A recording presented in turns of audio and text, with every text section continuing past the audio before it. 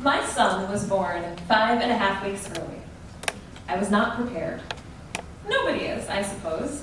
But in my case, the early arrival meant many, many extra hours feeding and pumping around the clock. My son also had reflux that would have put my grandparents to shame. I could barely get him dressed without him losing his lunch. So in order for him to sleep, we needed to hold him upright, sometimes all night. When I was up in the middle of the night, holding him while he slept, admiring his sweet little face, in that precious time I could simply bask in the peaceful silence, I was, of course, Googling everything from baby gag self with hand to non-toxic baby-proofing foam, trying to stay awake and not drop said phone on the baby, or more tragically, out of my reach. I'm going to tell you a secret, my secret, and one that belongs to new parents all over the world. You see, after the snuggles are snuggled and the Googles are Googled, what we're really doing is the celebrity deep dive. So you know what I mean. I felt so much new mom pressure to keep reading, keep researching more, so the guilt crept in whenever I started doing anything else. But then I watched Ted Lasso, and I Googled, who is Brett Goldstein?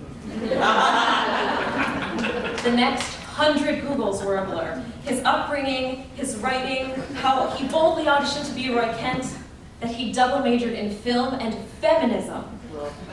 Feminism was a really big deal because, to my surprise and rage, my husband decided the overnights were mine to handle.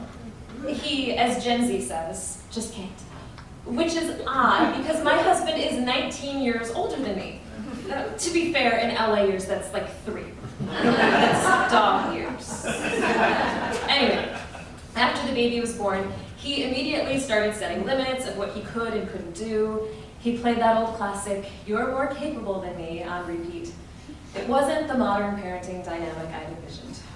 Night after night passed, my eyes heavy, needing to stay awake a little longer for the baby in my arms. The world was sleeping, my husband was snoring, but Brett was there, companion. His writing full of heart and support of women. He spoke to me. I felt it here, I felt it there, I felt it every fucking where. When I ran out of shows, I listened to actual Brett. In Brett's interviews, I heard humility. His perspective and empathy is what I so deeply craved. Even his podcast held a treasure trove of trigger and spoiler warnings, a cornucopia of wokeness, if you will. Each episode, a display of compassion and the art of listening. It was also lovely to find out we have so many similarities. He even likes Elmo as much as my son. I've never felt so in sync with someone I've never met and so disconnected from the person who was supposed to be my partner. So I did what anyone would do, and in moments of conflict, I compared them in my mind. My husband dismissed my intuition as anxiety. Brett would never. My husband let me shoulder so much of the daily grind, but surely Brett would get up at 6 with a baby so his partner could sleep in and not be a severely sleep-deprived zombie person. One day, my husband joked a little too carelessly about my not being in the mood. That time I didn't even compare them. I simply answered, "Did you know Brett Goldstein studied feminism at university?" Yes, I used the word university because that accent was the only thing keeping me going. Months passed. I was so tired I felt like a Picasso, mouth melting into my chin, legs attached in opposite directions. Out in the world, people probably trying to figure out what type of creature I was supposed to be. I craved my nightly immersion into the Brightverse. TV's always been an escape, and in Brett's shows, men were accountable. They were vulnerable. They listened to women and believed them. Women were powerful. And if they could fight for what they deserved, regardless of what the men around them did, I could be bold in asking for what I wanted, whatever the result. And all that inspiration was written by this delicious, masculine, and Muppet-loving human man. And can we talk about this voice for a minute? It's like a mix of silk and gravel. Wait. Brett would never objectify someone like this. I'm so sorry. But in all honesty, this wasn't some lusty fantasy.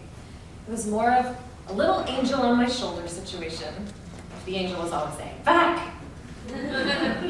Brett was reassurance that I wasn't alone in my opinions and values.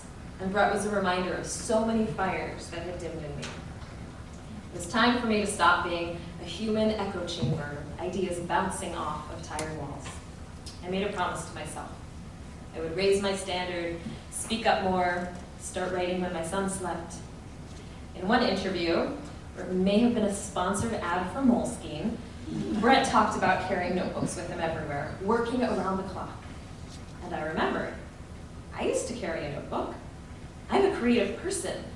Yes, I have made up some killer songs for my son. There's the rewrite of Brahms' Lullaby using only lyrics about milk, the song about his alter ego who lives in the mirror, oh, and the classic, What's in Your Diaper? And is it poop? The point is, I could still be a person committed to passions other than my son.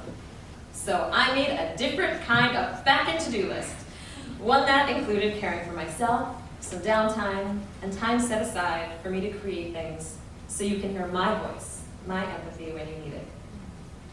Those escapes into phone Bretland, then into myself, then into the world, those moments were treasures.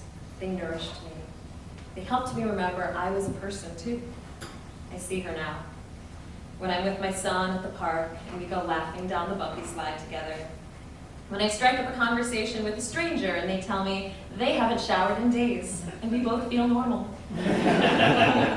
Even when I take the time to change into clothes I've picked out instead of the sweatpants I picked up off the floor. I realized what I thought was a vice was actually my re-entry. Last month, Brett was performing in LA. I texted my husband, "Can you do bedtime so I can go to Largo on Monday?" He replied, "I don't know, is it something special? Somebody gonna be there that you're obsessed with or something?" It was the first show I'd seen since I was pregnant, and Brett was amazing. My husband will never have a degree in feminism, but he was all right too. My son is now 17 months old, and recently, during my nightly pre-Brett Instagram doom scroll, I came across a writing opportunity. I set aside 2 after bedtimes and 2 naps, and I finished a piece. As I hit submit, it felt like I was sending off into the world a love letter to anyone with dreams set aside, to all those up in the night trying not to drop the phone on a tiny new human while deep diving to see if that one singer is still married to what's-his-face, and of course, also to Brett Goldstein. I got it. A rush of pure happiness. I backin' did it. I told my husband there were 2 rehearsals and a show, October 26th. There was no pushback. He would take care of our son, so I could tell a very unflattering story about him. And I get to stand here feeling more myself, sharing this night here with you.